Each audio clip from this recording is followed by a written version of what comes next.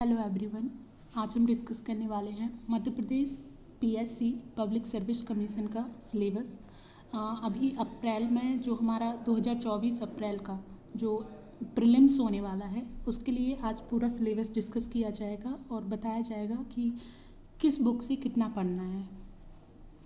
तो सबसे पहला जो एमपीपीएससी का सिलेबस है वो 10 यूनिट में डिवाइड है और इसमें जो पहली यूनिट है वो मध्य प्रदेश का इतिहास, संस्कृति एवं साहित्य।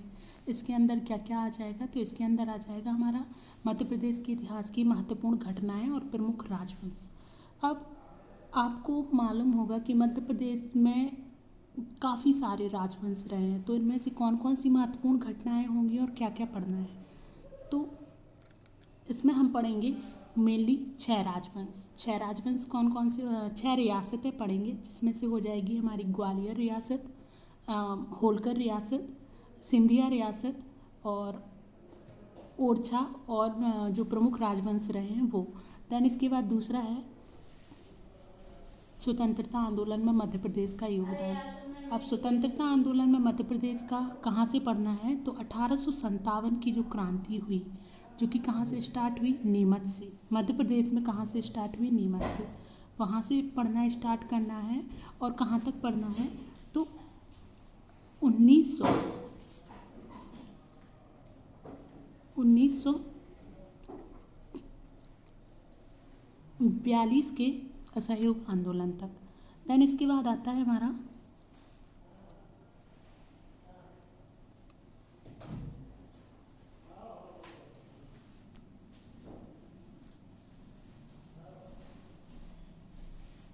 इसके बाद मध्य प्रदेश की प्रमुख कलाएं एवं स्थापत्य कला। अब मध्य प्रदेश में कौन कौन सी कलाएं हैं? कलाओं इन द सेंस कि मध्य प्रदेश में जैसे कि नृत्य हो गए या फिर जो गुफाएं हो गई, जैसे भीमबेटका की गुफाएं हैं, तो उसके जो भित्ति चित्र हैं जो कि आते हैं कि किस काल से संबंधित हैं, प्रागैतिहासिक काल से। और जैसे कि मध्य प्रदेश का जो लोक नृत्य है राई है, मध्य प्रदेश का लोक नाट्य है जो कि माच है, इन सब के बारे में हम फर्स्ट यूनिट के तीसरे पार्ट में पढ़ेंगे। इसके बाद आता है हमारा मध्य प्रदेश की प्रमुख जनजातियाँ एवं बोलियाँ। तो अगर आप पीएससी का पेपर उठाएं, लगभग 10 साल के, पिछले 10 साल के पेपर उठाते हैं, तो एक न एक क्वेश्चन मध्य प्रदेश की जनजातियाँ एवं बोलियों से आया ही है। मध्य प्रदेश की जनजातियों के बारे में हर एक पीएससी जितने भी पेपर कंडक्ट कराता है उसमें एक क्वेश्चन आपको मिलता ही है। तो जनजाति क्या होती है? जनजाति होती हैं ट्राइब्स या फिर विशेष पिछड़ी जातियाँ जिनको हमारे लिए भारत में जो मुख्य धारा है उसमें लेकर आना है। इसके बाद आता है मध्य प्रदेश के प्रमुख त्यौहार, लोक संगीत, लोक कलाएँ एवं लोक साहित्य। तो मध्य प्रदेश पूरे भारत भर में त्योहारों के नंबर पर पहले नंबर पर आता है। तो इसमें मेलों के में सबसे पहले नंबर पर आता है। तो मध्य प्रदेश में कुछ मेले लगते हैं, उनके बारे में, त्योहार के बारे में कि मध्य प्रदेश में कौन कौन से त्यौहार जो कि अलग मनाए जाते हैं, वो लोक संगीत में जैसे आपने सुना होगा कि दिवारी गायन। अभी 2023 के ही पेपर में एक क्वेश्चन आया था कि मौनिया जो होता है, मौनी जो नृत्य है और मौनिया जो संगीत है वो कहाँ, किस रीजन का है? तो वो है सागर, बुंदेलखंड रीजन का सागर का लोक नृत्य था मौनिया, जैसे क्वेश्चन आया था। इसके पहले जो क्वेश्चन आया था 2022 में वो था कि राम सहाय पांडे किस लोक नृत्य से और कहाँ से हैं? तो वो भी सागर से ही हैं और राई नृत्य के से संबंधित हैं वो। इसके बाद लोक कलाएँ और लोक साहित्य। तो लोक कलाओं में आ जाता है जैसे कि जो चौक प्रथा होती है या फिर मांडना जो होता है वो कहाँ का है, तो ये सारे क्वेश्चन आ जाते हैं। इसके बाद हमारा जो यूनिट फर्स्ट का ही एक चैप्टर है, टॉपिक है मध्य प्रदेश के प्रमुख साहित्यकार और उनकी कृतियाँ। तो साहित्यकार इन द सेंस कि मध्य प्रदेश के जो राइटर्स हुए हैं और उन्होंने क्या क्या लिखा है। तो आपने सुना होगा शरद कुमार जोशी, जिन्होंने एक फेमस सीरियल भी बनाया था लापतागंज, तो वो भी मध्य प्रदेश से ही हैं। उनकी काफ़ी सारी कृतियाँ हैं।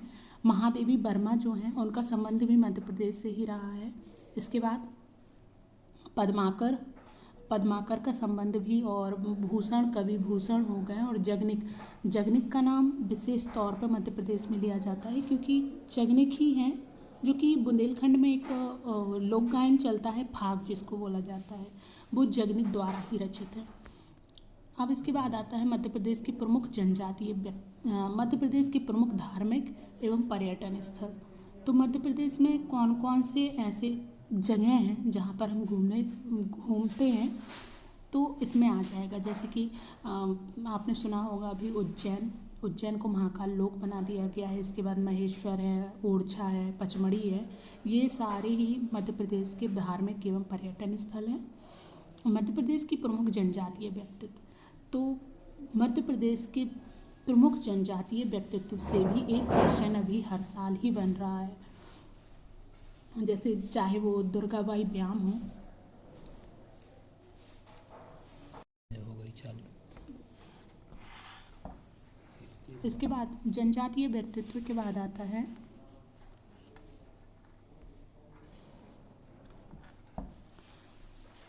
हमारी दूसरी यूनिट जो है भारत का इतिहास।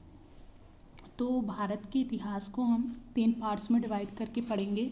सबसे पहले आएगा हमारा ancient history, then medieval, and third आएगा मॉडर्न हिस्ट्री, मतलब प्राचीन काल, मध्यकालीन भारत का इतिहास और आधुनिक भारत का इतिहास।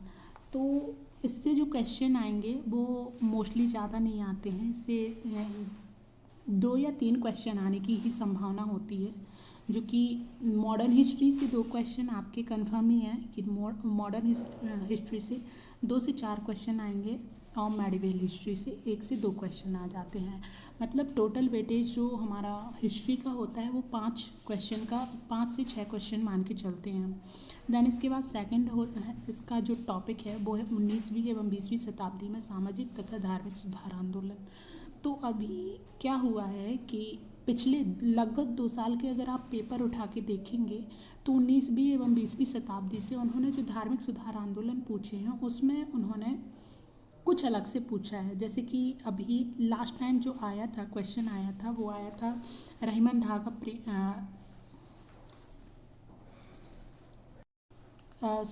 एक क्वेश्चन आया था कि पोथी पढ़ पर जो हुआ भयाना पंडित कोई वाला, तो उसमें कबीरदास जी, उन्होंने पूछा था कि ये पंक्तियाँ किसके द्वारा लिखी गई हैं। इस टाइप से भी क्वेश्चन आ रहे हैं अभी। इसके बाद थर्ड आएगा स्वतंत्रता संघर्ष एवं भारतीय राष्ट्रीय आंदोलन। इससे आप मान के चलिए कि आप जो स्वतंत्रता 1857 की जो क्रांति है उसमें जितने भी लोग शामिल हुए हैं, जितने भी क्रांतिकारी शामिल हुए हैं 1857 की क्रांति से, हमारे सारे विद्रोह, जैसे कि जितने जनजातीय विद्रोह हुए हैं ये भारत के पर्सपेक्ट से पढ़ना पड़ेगा, चाहे वो मुंडा विद्रोह हो, चाहे वो दीपू विद्रोह हो या कूका, ये सारे ही जो विद्रोह हैं इनमें पढ़ के जाना पड़ेगा। और भारतीय राष्ट्रीय आंदोलन, तो एक आता है गांधी युग। गांधी युग में जितने भी गांधी जी के द्वारा, महात्मा गांधी जी के द्वारा जितने भी आंदोलन किए गए हैं उन सब के बारे में डिस्कस किया जाएगा। देन स्वतंत्रता के पश्चात भारत का एकीकरण एवं पुनर्गठन। अब इसमें स्वतंत्रता के पश्चात मतलब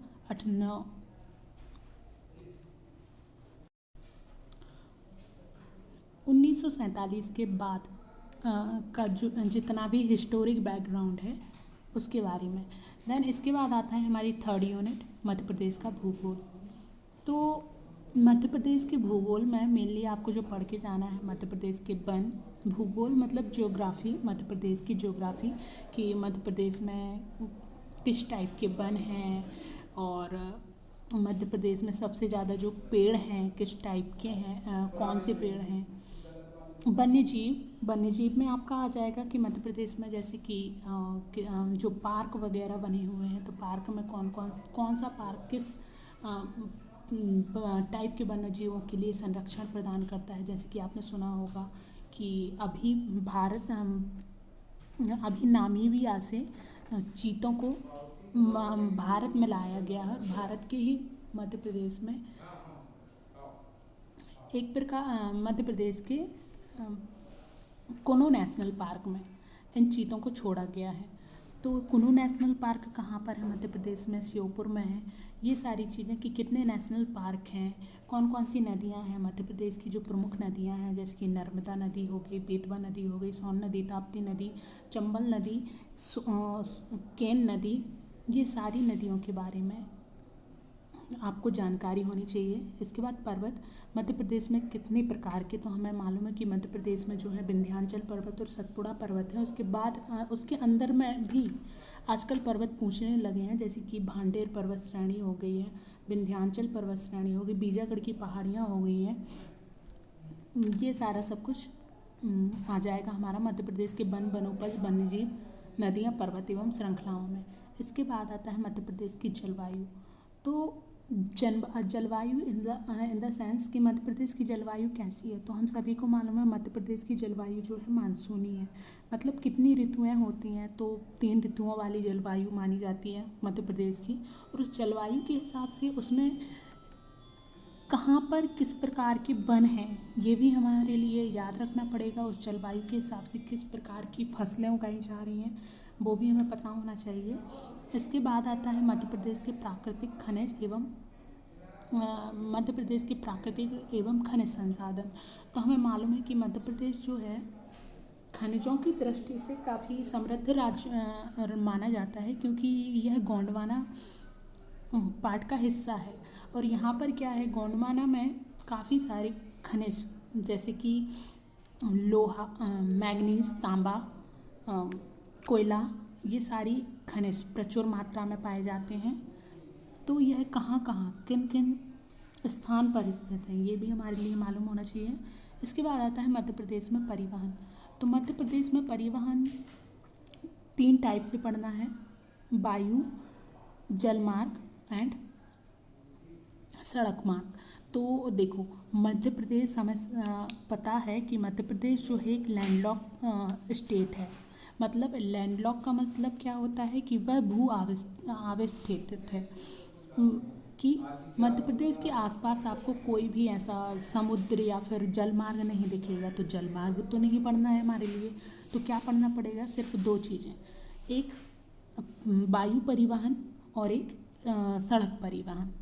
तो सड़क परिवहन में मध्य प्रदेश के जितने भी नेशनल हाईवेज़ हैं उनके बारे में, कहाँ से कहाँ तक जाते हैं, किन किन हाईवेज़ को जोड़ते हैं, कितने स्टेट हाईवेज़ को जोड़ते हैं। सबसे बड़ा नेशनल हाईवे मध्य प्रदेश का, मध्य प्रदेश से कौन सा सबसे बड़ा नेशनल हाईवे होकर गुजरता है, कहाँ पर गुजरता है, सघन सड़क कहाँ पर है, सड़क घनत्व कहाँ पर है, ये सारी चीज़ें। इसके बाद आते हैं मध्य प्रदेश की प्रमुख सिंचाई एवं विद्युत परियोजनाएं। तो जो विद्युत परियोजनाएं हैं उनको आप नदियों के साथ जोड़कर ही पढ़िएगा, बिकॉज़ जो परियोजनाएं हैं वो कहाँ पर बनाई जाएंगी? नदियों पर, जहाँ से नदियाँ प्रवाहित हो रही होंगी, है ना। डैम वगैरह जो हैं वो विद्युत परियोजनाओं में ही आ जाएंगे। तो मध्य प्रदेश में डैम काफ़ी सारे हैं, जैसे कि हमारा जो पुराना डैम है वो है गांधी सागर डैम, जो कि चंबल नदी पर स्थित है। इसके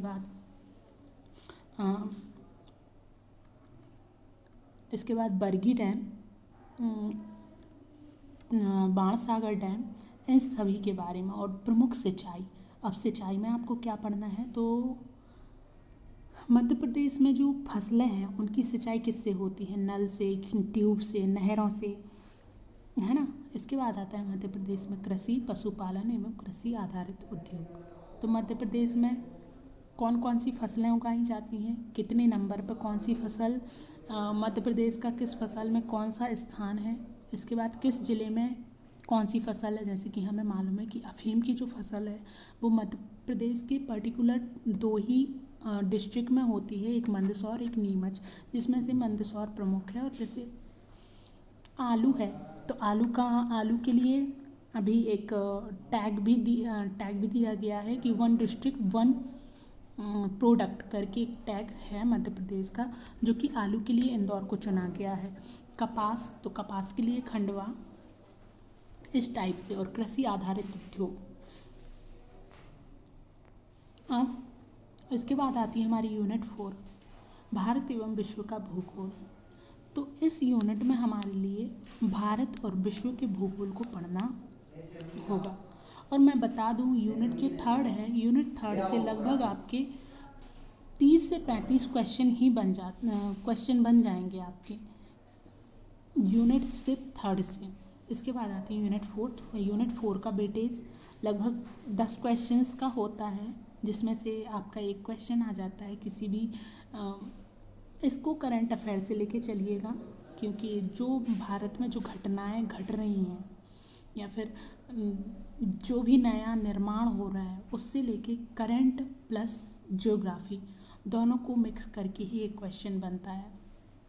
तो यहाँ से 10 क्वेश्चन मान के चलिएगा, जिसमें से एक आएगा आपका भौतिक विशेषताओं को या फिर प्राकृतिक प्रदेश। भौतिक विशेषताएं इन द सेंस कि मध्य प्रदेश की जो जलवायु है, मध्य प्रदेश में हिमालय पर्वत है, कौन सी श्रेणी कहाँ पर स्थित है, कौन सी नदी है, किस नदी पर कौन सा डैम बना हुआ है, इनको लेकर। इसके बाद प्राकृतिक संसाधन। प्राकृतिक संसाधन में आपके नेशनल पार्क आ जाते हैं, अभ्यारण्य, सफारी, वन, खनिज संपदा। तो देखिए, अब जैसे कि कुछ चीज़ें आपको लेके चलनी पड़ेगी, जैसे कि हो गया हमारा वन्य जीव, राष्ट्रीय उद्यान, अभ्यारण्य और सफारी। इनसे क्वेश्चन कैसा आएगा? तो इनसे क्वेश्चन अब हम सारे, जब हम एमपी का एग्ज़ाम दे रहे हैं तो हमें पूरे भारत के पूरे नेशनल पार्क या फिर अभ्यारण्य पढ़ने की ज़रूरत नहीं है। यहाँ पर हमें क्या करना है, यहाँ पर हमें सिर्फ और सिर्फ फोकस करना है कि नया अभ्यारण्य, नया राष्ट्रीय उद्यान या फिर कोई ऐसा राष्ट्रीय उद्यान जो साल भर चर्चे में रहा, उसके बारे में पढ़ना है। ठीक है। अब सामाजिक भूगोल। तो सामाजिक भूगोल में 2 क्वेश्चन हर साल एमपीपीएससी से पूछ रहा है। इसमें क्या आ जाएगा, जो भी जनगणना हुई है उसके बारे में। अब जनगणना में वो पूछ सकता है सर्वाधिक साक्षरता वाला राज्य, सर्वाधिक लिंगानुपात वाला राज्य कौन सा है, सबसे कम लिंगानुपात वाला राज्य कौन सा है, या फिर लिंगानुपात वाले राज्यों को घटते या बढ़ते क्रम में बताइए। इस टाइप से क्वेश्चन बनते हैं इसमें। अब आर्थिक भूगोल।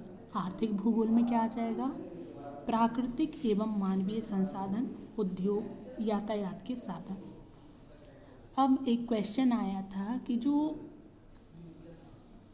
चतुष्कोणीय जो रोड है वो किन किन शहरों को या नगरों को या फिर राजधानियों को मिलकर बन रहा है, तो वो इस टाइप का गोल्डन ट्रायंगल। इसके बाद आता है विश्व के वर्ल्ड की ज्योग्राफी। तो वर्ल्ड ज्योग्राफी में आपको सिर्फ विश्व के महाद्वीप मतलब कॉन्टिनेंट, देश में आपको सिर्फ वही देश याद रखने हैं जो आपका चर्चा में रहे हों। तो उन देश की राजधानी, उनमें कुछ ऐसा विशेष हो तो उनके बारे में आपको पढ़ना होगा। महासागर से क्वेश्चंस कम ही बनते हैं, लेकिन हाँ, जैसे कि अभी कोई वहाँ पर कोई विशेष घटना घटी है तो उससे रिलेटेड एक क्वेश्चन बन जाता है। जैसे कि मैरियाना ट्रेंच है, तो मैरियाना जो ट्रेंच है वो किस महासागर में स्थित है, तो इस टाइप के क्वेश्चन आपका बन सकता है। और नदियाँ और पर्वत के बारे में। तो इसके बाद आता है विश्व के प्राकृतिक संसाधन।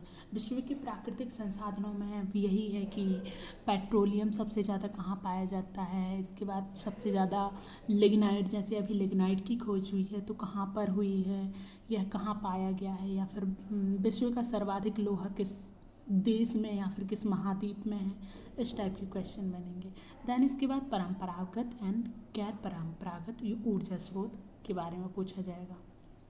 यूनिट 5 आपकी जो है राज्य की संवैधानिक व्यवस्था मतलब पॉलिटी है, तो राज्य की पूछी। यूनिट 5 क्या है, राज्य की संवैधानिक मतलब राज्य के बारे में। तो अब राज्य के बारे में हमारे, अगर आप पॉलिटी की बुक उठाएंगे तो 153 से है, 153 से आपको राज्य के बारे में मिलेगा पढ़ने। तो उसकी संवैधानिक व्यवस्था में राज्यपाल, मंत्रिमंडल, विधानसभा, उच्च न्यायालय, 5 ही चीज़ों के बारे में पढ़ना है। कौन से आर्टिकल में दिया गया है, किस अनुच्छेद में राज्यपाल की नियुक्ति है, किस अनुच्छेद में राज्यपाल की शपथ ग्रहण है, किस अनुच्छेद के तहत राज्यपाल को शक्तियाँ दी गई हैं, मंत्रिमंडल का गठन किस अनुच्छेद के तहत होता है। इसके बाद विधानसभा को किस अनुच्छेद में रखा गया है, उच्च न्यायालय के बारे में बस। और उच्च न्यायालय में मध्य प्रदेश में कहाँ स्थित है, इतना तो हम सभी को मालूम होता है कि जबलपुर में स्थित है और इसकी 2 खंडपीठ हैं, जो कि एक इंदौर में और एक ग्वालियर में है। मध्य प्रदेश में त्रिस्तरीय पंचायती राज एवं नगरीय प्रशासन व्यवस्था। अब इन्होंने क्या किया है कि मध्य प्रदेश में क्या बोल दिया, त्रिस्तरीय पंचायती राज एवं नगरीय प्रशासन व्यवस्था के बारे में बोला है। इसके बाद दूसरा बोला है राज्य की अर्थव्यवस्था, मतलब इकोनॉमिकल कंडीशन। तो जो हम जनगणना भारत की पढ़ेंगे वो हमें मध्य प्रदेश की रिस्पेक्ट में भी पढ़नी है कि मध्य प्रदेश का लिंगानुपात क्या है, मध्य प्रदेश में सर्वाधिक लिंगानुपात किस जिले में है, साक्षरता किस जिले में है, जनघनत्व किस जिले में है, ये सारा। इसके बाद मध्य प्रदेश का आर्थिक विकास, मध्य प्रदेश के प्रमुख उद्योग कि मध्य प्रदेश में कौन कौन से उद्योग है, मध्य प्रदेश का डेट्राइट किसे कहा जाता है, मध्य प्रदेश का जैसे कि घड़ी कारखाना, घड़ी बनाने का कारखाना कहाँ है, डायमंड फैक्ट्री, डायमंड डिस्ट्रिक्ट किसको बोला जाता है, इस टाइप के क्वेश्चन आपके बन जाते हैं। इसके बाद मध्य प्रदेश की जातियाँ, अनुसूचित जातियाँ एवं जनजातियाँ तथा राज्य की प्रमुख कल्याणकारी योजनाएं। तो इससे मान के चलिए आपका एक क्वेश्चन तो आएगा ही आएगा कि मध्य प्रदेश की जातियों की, मध्य प्रदेश की जो अनुसूचित जातियाँ और जनजातियाँ हैं उनकी संख्या कितनी है और उनके लिए योजनाएं कौन कौन सी चल रही हैं, ये भी आता है। अब क्वेश्चन यूनिट हमारी जो 6 है वो है भारत का संविधान, कॉन्स्टिट्यूशन को लेकर भारत का संविधान। तो भारत के संविधान में आपको संवैधानिक विकास, जो कि मैं अभी पढ़ा ही रही हूँ पॉलिटी लेक्चर में, उसके बाद सिर्फ आपको 2 पढ़ने हैं, 1919 का और 1935 का अधिनियम। इसमें से एक क्वेश्चन बनता ही है। इसके बाद संविधान सभा का निर्माण कि संविधान सभा का निर्माण कब हुआ, जैसे कि इस बार का ही क्वेश्चन है कि संविधान सभा का निर्माण किस मिशन के तहत किया गया। तो ऑप्शन थे क्रिस्प, कैबिनेट और ऐसे ही 2 ऑप्शन और थे। तो इसके बारे में कि कितना दिन लगा, कौन कौन सी समितियां बनी, ये सारा सब कुछ। देन इसके बाद आता है संघीय कार्यपालिका, राष्ट्रपति एवं संसद। तो इसके बारे में हमें अनुच्छेद और राष्ट्रपति के कार्य, राष्ट्रपति की नियुक्ति, संसद, संसद में लोकसभा एंड राज्यसभा, राज्यसभा का सभापति, ये सब सभी कुछ आर्टिकल 51 से लेके हमारे लिए कुछ आर्टिकल हैं बीच बीच के जो हमें छोड़ने हैं, बाकी 280 तक पढ़ना है इसमें।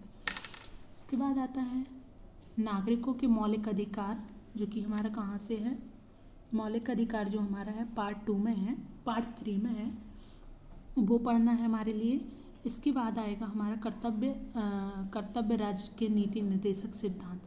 अब संवैधानिक संशोधन, तो संशोधनों को आपको किस प्रकार से पढ़ना है, तो संशोधन में जो हमारा संशोधन होगा 1942वां संशोधन, 42वां, 44वां, पहला, 9वां संशोधन, और जो अभी हमारे नए जो संशोधन हो रहे हैं कब से, 2020 से लेकर 2024 तक के, मतलब 2023 तक के सभी संशोधनों को हमारे लिए पढ़ लेना है। इसके बाद आता है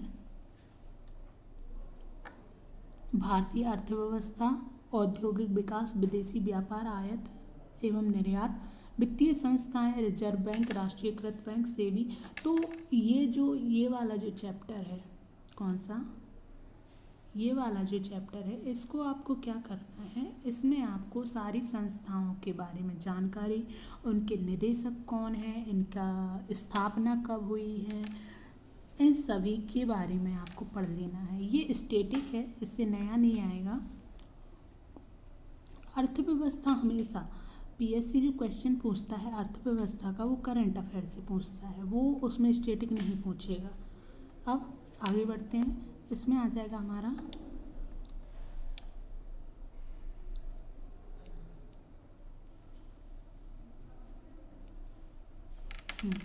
यूनिट 7। यूनिट जो 7 है ये आपको मल्टीपल है, इसमें आपसे सभी कुछ पूछ लेंगे। विज्ञान के मौलिक सिद्धांत। सबसे पहले तो विज्ञान के मौलिक सिद्धांत में हम क्या करते हैं कि साइंटिस्ट वो पढ़ के चले जाते हैं कि इन्होंने पूछा है किसकी खोज कब की। नहीं, विज्ञान के मौलिक सिद्धांत से मतलब जैसे कि कुछ दे दिया आपको जननांकी का सिद्धांत या फिर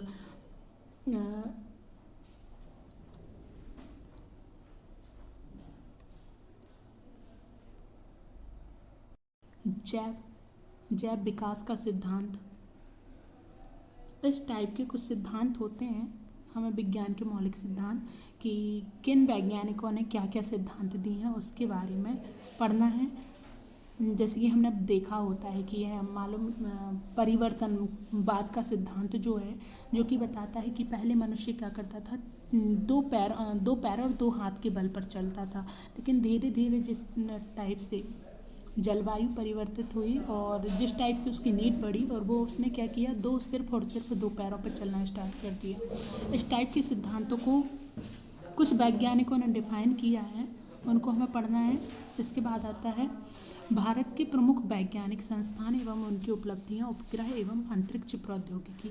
तो भारत में जितने भी स्पेस रिसर्च सेंटर हैं उनके बारे में आप पढ़ना कैसे है। मान के चलो इनसे जो क्वेश्चन पूछे जाएंगे वो ऐसे पूछे जाएंगे कि जैसे 2024 में कोई किसी न किसी संस्थान की एनिवर्सरी होगी, जैसे 50वीं वर्षगांठ हो सकती है, 25वीं हो सकती है, 100वीं वर्षगांठ हो सकती है। तो उस संस्थान के बारे में पूछने के 100% या फिर 99% चांसेस होते हैं। और जो भी अभी कुछ घटनाएं घटी हैं, जैसे कि अभी इसरो ने आदित्य L1 मिशन जो था उसके बारे में उसको लॉन्च किया था। तो 2023 के क्वेश्चन में सीधा सीधा पूछा गया कि सूर्य का परीक्षण करने के लिए इसरो ने किस मिशन को लॉन्च किया है। तो डायरेक्ट क्वेश्चन ही बन जाते हैं इससे। इसके बाद पर्यावरण, तीसरा जो है हमारा पॉइंट वो है पर्यावरण एवं जैव विविधता। तो पर्यावरण में आपके जितने भी अभी सम्मेलन हो रहे हैं, चाहे वो G20 हो, कोप के सम्मेलन हर साल होते हैं, और कुछ सम्मेलन तो ऐसे हैं जिनको हमें याद ही रखना पड़ेगा। जैसे कि एक रामसर था, रामसर साइट है, तो रामसर साइट में हमेशा भारत के कुछ जगहों को, जैसे कि रामसर साइट किस लिए फेमस है, आर्द्र भूमि के लिए।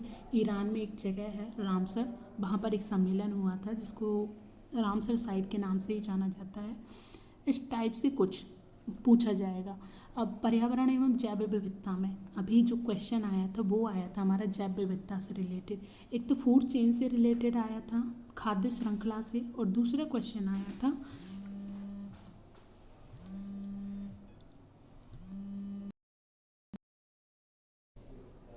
यूनिट 7 जो है विज्ञान एवं पर्यावरण।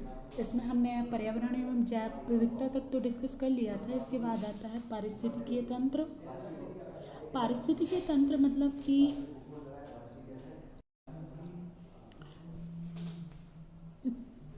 इसके बाद आता है पोषण आहार एवं पोषक तत्व। पोषण आहार में अब आप इसको बायोलॉजी से जोड़कर मत रखिएगा।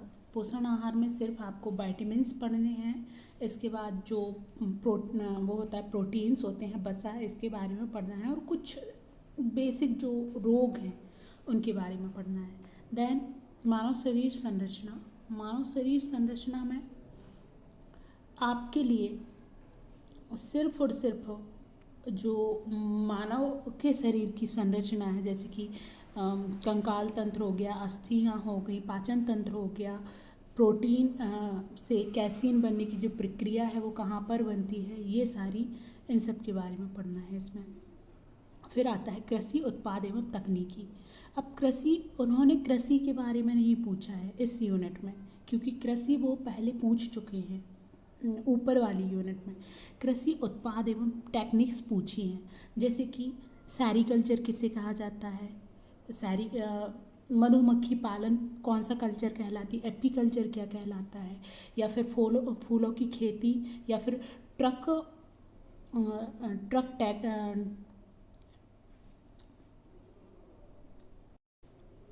ये सारी टेक्निक्स जो हैं इसमें पूछी जाएंगी कृषि उत्पाद एवं तकनीक में। अब इसके बाद जैसे मिश्रित खेती होती है या फिर और भी खेतियाँ हैं। इसके बाद आता है हमारा खाद्य प्रसंस्करण। खाद्य प्रसंस्करण मतलब कि फूड जो है हमारा उसके लिए उसकी टेक्निक, जैसे कि मध्य प्रदेश में अभी मेगा फूड पार्क बने हुए हैं, तो उनका वजह क्या है, मेगा फूड पार्क क्यों बनाए गए हैं, और खाने में जैसे वाइन होती है या फिर जो शराब है, शराब को किस तरह से बनाया जाता है, या फिर अंगूर की जो खेती है, अंगूर से कौन कौन से पीने की वस्तुएं बनाई जाती हैं, वो सारी चीज़ें। इसके बाद आता है स्वास्थ्य नीति एवं स्वास्थ्य कार्यक्रम। तो मध्य प्रदेश और भारत दोनों में ही, मध्य प्रदेश और भारत दोनों के संदर्भ में पूछी जाएंगी कि कौन कौन सी स्वास्थ्य नीतियाँ चल रही हैं और कौन कौन से स्वास्थ्य कार्यक्रम मध्य प्रदेश द्वारा और भारत या फिर जो WHO होता है या फिर यूनेस्को या फिर UN द्वारा जो चलाए जा रहे हैं उनके बारे में। देन प्रदूषण, प्राकृतिक आपदाएं व प्रबंधन। तो प्रदूषण कितने प्रकार के होते हैं, प्रदूषण से बचने के उपाय, आपदाएं क्या कहलाती हैं, कितने प्रकार की आपदाएं होती हैं, प्राकृतिक आपदाएं और मानव निर्मित आपदाएं, और उनसे बचने के भारत में कौन कौन से उपाय किए जा रहे हैं उनके बारे में। अब इसके बाद जो हमारी अगली यूनिट है वो है यूनिट 8, जो है अंतर्राष्ट्रीय एवं राष्ट्रीय समसामयिक घटनाएं। तो मध्य प्रदेश का most IMP and favourite unit मान के चलिए, और उसका मोस्ट फेवरेट पार्ट है स्पोर्ट्स। तो हर साल स्पोर्ट्स में कुछ चयनित खिलाड़ी होते हैं जो भारत में, जिनको जो ओलंपिक, एशियन गेम्स और जितने भी टाइप के गेम्स होते हैं, क्रिकेट में बहुत अच्छा करते हैं, उनमें कुछ पुरस्कार दिए जाते हैं। कुछ खिलाड़ी होते हैं जिनके काफ़ी फेमस होते हैं, उनके बारे में पूछा जाएगा। भारत और मध्य प्रदेश दोनों के ही प्रस्पेक्ट से इसको पढ़ना वेरी वेरी IMP है, और 2 से 4 क्वेश्चन हर साल इससे पूछे ही जाते हैं। फिर आता है महत्वपूर्ण घटनाएं। तो महत्वपूर्ण घटनाओं में हमारे पास क्या आएगा, महत्वपूर्ण घटनाएं जैसे कि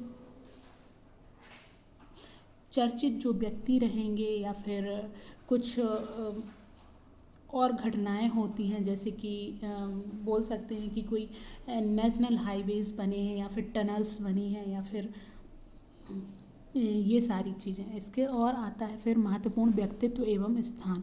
तो महत्वपूर्ण व्यक्ति में कोई भी व्यक्ति जिनका जन्म हुआ है।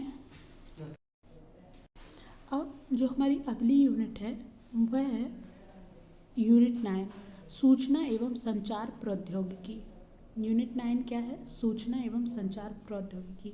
अब इस यूनिट में पहले क्या होता था, इसको ना PSC पहले कंप्यूटर पूछता था, लेकिन अब उसने क्या किया है, कंप्यूटर पूछना बंद कर दिया है और वो कुछ अलग से, इससे अलग से क्वेश्चन बना रहा है। जैसे इलेक्ट्रॉनिक की सूचना एवं संचार प्रौद्योगिकी, जो इंजीनियरिंग वाले स्टूडेंट होंगे उनको ये वाली यूनिट काफ़ी पसंद आती है। इसके बाद रोबोटिक्स, आर्टिफिशियल AI या फिर साइबर सिक्योरिटी। जैसे कि इस बार जो क्वेश्चन आए थे वो 8 से 10 क्वेश्चंस का वेटेज होता है यूनिट 9 से, और हर एक टॉपिक से एक एक क्वेश्चन पूछा ही जाता है। जैसे कि इसमें कितने टॉपिक हैं, इसमें 1 2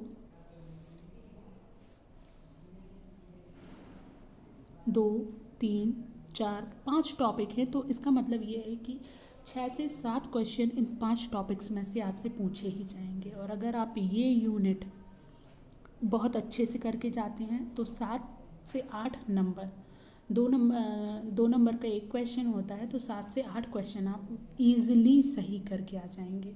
अब इसके बाद आता है हमारा यूनिट 10, जो कि आखिरी यूनिट है और सबसे बड़ी यूनिट बोली जाती है, जिसमें 15 जो सांविधिक और संवैधानिक संस्थाएं हैं उनके बारे में पूछा जाएगा। मतलब जो कमीशंस होते हैं जो रेगुलेट करते हैं उनके बारे में। तो ये सारे कमीशंस जो हैं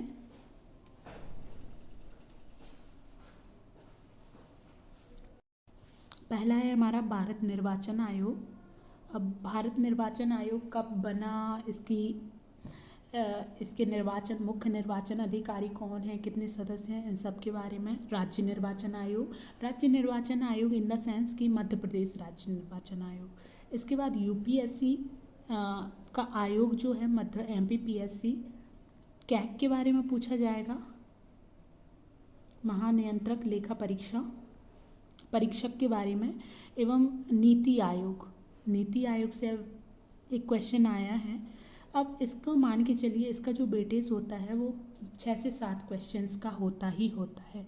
आपको ये जो 15 आयोग दिए गए हैं इनमें से 7 क्वेश्चन, लगभग 7 से 8 क्वेश्चन आपको हर साल पीएससी एग्ज़ाम में देखने को मिल रहे हैं।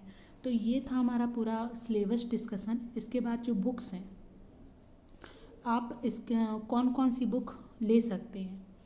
तो एक तो हमारा जो पब्लिकेशन अभी काफ़ी फेमस चल रहा है जो कि है परीक्षा धाम की बुक्स, पुस्तक परीक्षा धाम का जो है, इसमें आपको आयोग की और करंट अफेयर्स की सारी अलग अलग बुक मिल जाएंगी परीक्षा धाम के अलावा। दूसरा जो हमारा पब्लिकेशन है, जो कि दूसरा है महावीर पब्लिकेशन, महावीर। लेकिन महावीर पब्लिकेशन में बात ये है कि महावीर में थोड़ा सा त्रुटियां जो होती हैं वो दी जाती हैं, गलत भी कुछ चीज़ें गलत होती हैं, मैं पूरा नहीं बोलूँगी, कुछ चीज़ें होती हैं। इसके बाद आती है हमारी हिस्ट्री के लिए। हिस्ट्री के लिए आप एक बुक है जो एनसीईआरटी होती है। एनसीईआरटी कौन सी? Old NCERT. कौन सी क्लास की? 12th एंड 11th, दोनों को ही आप पढ़ लीजिए, आपकी हिस्ट्री कंप्लीट हो जाएगी उसी में। और लक्ष्मीकांत की बुक से आप क्या कर सकते हैं? पॉलिटी के लिए लक्ष्मीकांत की बुक बेस्ट होती है।